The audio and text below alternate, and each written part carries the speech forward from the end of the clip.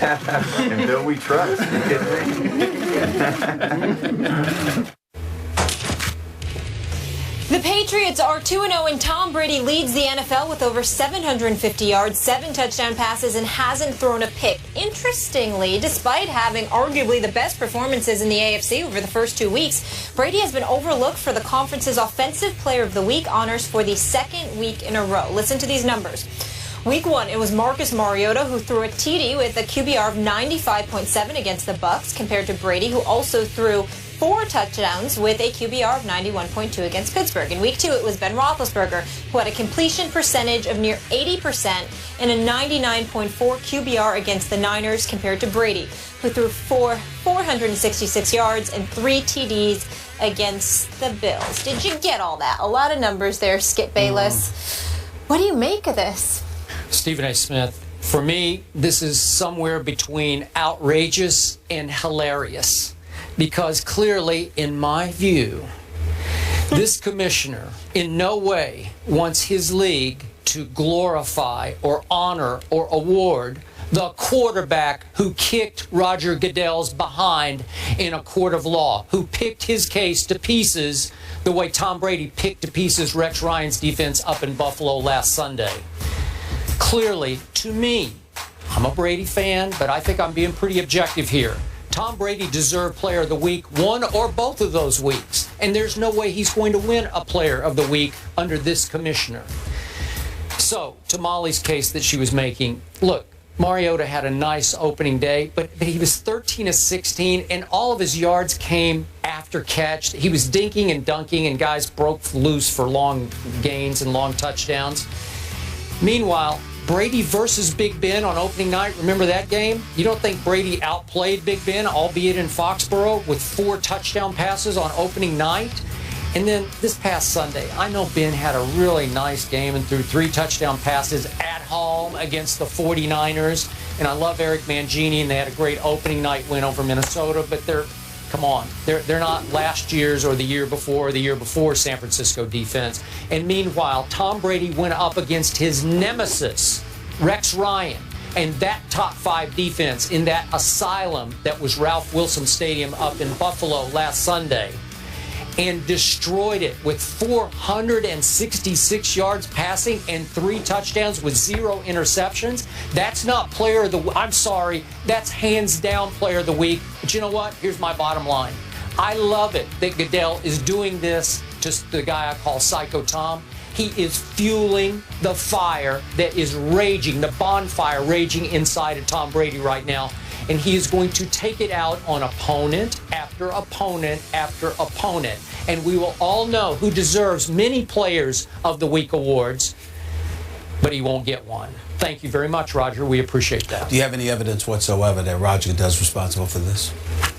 I will bet you he signs off. I don't know that for a fact. On this? I don't understand. Exactly. We don't know that. Okay. You don't know what role that Roger Goodell has in picking the Player of the Week. You don't think it crosses his desk? I don't think so. I honestly don't. Why would Roger Goodell? Be right. Why would Roger Goodell care about who's the Player of the Week? You have any evidence about this whatsoever? I have evidence that he got his butt kicked in Deflategate. That's all I know. I understand that, but you don't have any evidence that he's paying attention to Player of the Week. Therefore, there's more than a strong level of plausible deniability on the part of okay. Mr. Fairness over here. Which means are you playing defense attorney again? I'm just saying you have no evidence whatsoever. So you're just going to come on here and tell us what you think, and you're going to indict the commissioner of the National Football League because for Player of the Week, I'm going to indict him at this moment in time. I'm sure he has lost the case, even though the case is being appealed, and it could potentially still be addressed before this season ends. 2 years from now, maybe, or it could be addressed 2 months from now. We don't know. Well, want to bet on that? My point, I don't know. I honestly don't know. In all seriousness.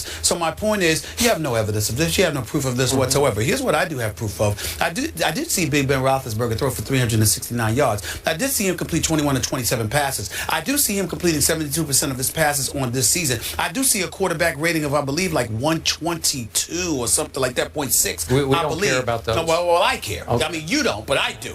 And so when you consider that, along with the fact that he is Big Ben, along along with the fact that he is accustomed to shrugging off defenders, along with the fact that he is accustomed to standing in the pocket, and he doesn't engage in too many dipping and dunking the way that Tom Brady does, well, more than 70% of his passes. I would sit there and say you might have an argument about Tom Brady versus Marcus Mariota in week 1, but I have no problem with Big Ben Roethlisberger. Oh, please. Are you kidding me? You said you're a diehard Steelers fan.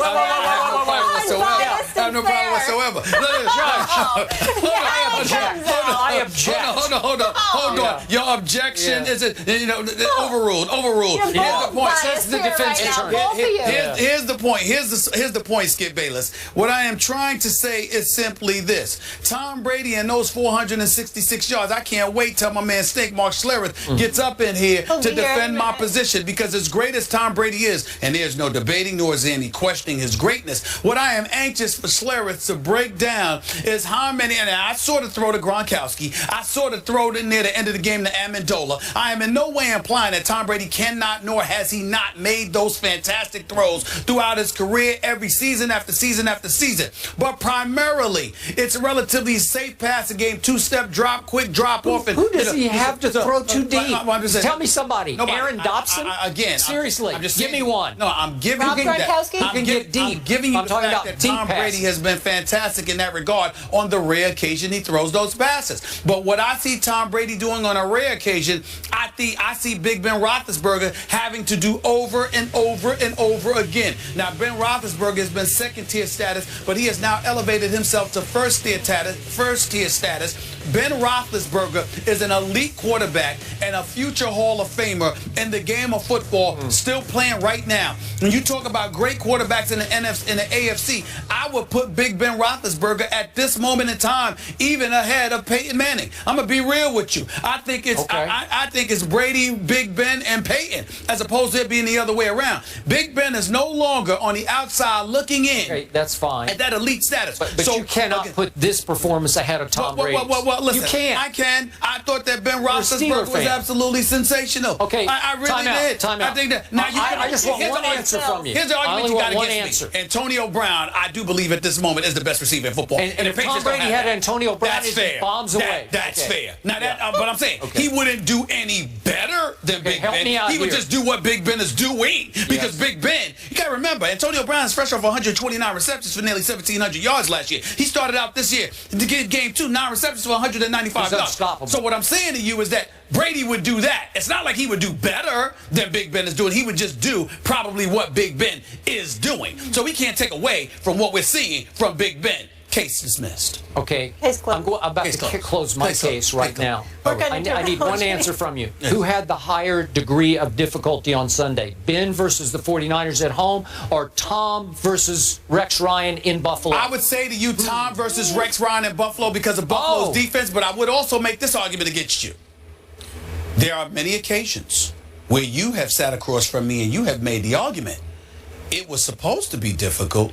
Tom Brady just made it look easy. So I would suggest to you that San Francisco, based off of what we saw Monday night, with Eric Mangini as the defensive coordinator, was supposed to make it difficult. Big Ben just made it look easy. Okay. That's what I'm trying to say. Yeah. But that's what I'm trying to say. You did admit that the higher degree of difficulty was clearly up in Buffalo. On paper, and in terms of going into the season. What happened on the field, Big Ben made it look easy, along with Antonio Brown. How many times has Rex made it look really hard on Tom Brady? How many times has he made it look easy? I recall Tom Brady beating him 45-3. That was the butt fumble game. I recall Tom Brady beating him 9 of the previous 13 times. What's the difference now? He owns Rex Ryan. He knows Rex Ryan. He's familiar with Rex Ryan. Big Ben Roethlisberger don't have to deal with Eric Mangini too much. It's relatively new to him, but he went out there and handled his business. By the end of the year, will the 49ers be a top 10 defense? Yeah, I think so. Oh, you really? I think so. Really? I believe in Eric Mangini. Okay. I believe in Eric Mangini. I believe they will. Got that on tape. Let's move on to the quarterback I believe in, Eli Manning. The Giants did something in the first 2 weeks that had never been done before, but it's not such a good thing. So, are the G-Men a threat in the NFC East or an accident waiting to happen? Did you write this, Stephen A? Mark Schlereth will tell us. Somebody biting my lines, that's all.